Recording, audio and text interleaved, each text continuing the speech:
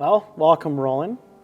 You lead one of our ministries called Celebrate Recovery, and people might be wondering, why we're sitting in the chapel. This space in our building at West Campus is one of the areas that different multiple ministries use, and Celebrate Recovery is one of those ministries that utilizes this space in a very powerful way. But for a lot of people, they may not even know what Celebrate Recovery is. Can you give us just a little bit of a quick snapshot of what you guys do and what is Celebrate Recovery and how you guys utilize this space? Sure. Well, let me start off by how I introduce myself every Thursday night. Every Thursday night, if I'm up front and leading the meeting, I'll introduce myself and I'll say, hi, my name is Roland. I'm a grateful believer in Jesus Christ, and I'm celebrating recovery from abandonment issues and sexual abuse as a child in a residential school. And that sets the stage for everything else that takes place. Because one of the things about Celebrate Recovery is it is helping people find their identity in Jesus Christ. We are not our issues, we're not our addictions, we're not our hurts, our hang-ups, our habits, but as we surrender our lives to Christ, our identity becomes found in Him and in Him alone. So you brought some stories. I did. And I'd love for you to pick maybe one or two to kind of share, to kind of articulate a little bit of what are some of the things that people are finding new identity and freedom in when they come to Celebrate Recovery? A couple that this gentleman came to me, married 43 years.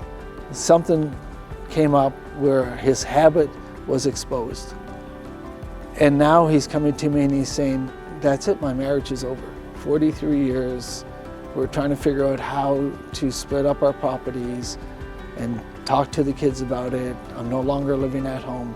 And my heart breaks because we hear those stories over and over again. And yet we serve the God of reconciliation. And so I met with him, prayed with him, had the privilege of meeting with his wife as well. And they weren't going anywhere except for their separate ways. But Jesus intervened.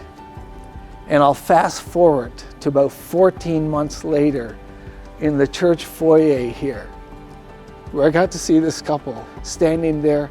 I went over to say hi to them, and by God's grace and the faithfulness of them being willing to be open to Jesus bringing about change, all of a sudden, here is this family that was decimated, on the road to destruction, now reconciled.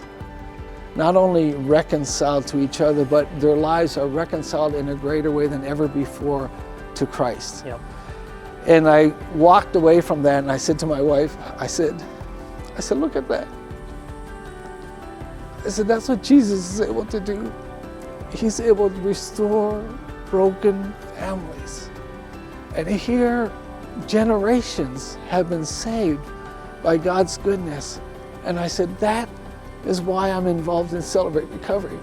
Because it's a tool that as people open their hearts, their lives begin to change, and families and relationships become reconciled. And that's why I love coming to Celebrate Recovery. That's why I'm involved in it. Because I've seen lives changed over and over again.